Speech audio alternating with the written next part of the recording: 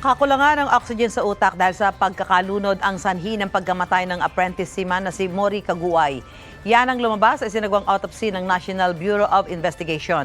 Walang nakitang injury sa ulo niya at sa iba pang bahagi ng kanyang katawan na posibleng magdulot ng kanyang pagkamatay. Si Caguay ang apprentice seaman na nawala ng malay sa gitna ng Water, Search and Rescue o WASAR training ng Philippine Coast Guard. Patuloy pa rin naman ang investigasyon ng NBI para matukoy kung may pananagutan ang mga trainer ni Caguay. Sakali namang mapatunayan na may pagkukulang sila, nangako ang PCG na pananagutin ang mga training personnel. Mauna ka sa mga balita, bisitahin at mag-subscribe sa GMA Integrated News sa YouTube. Sa mga kapuso abroad, samahan nyo kami sa GMA Pinoy TV at sa www.gmanews.tv.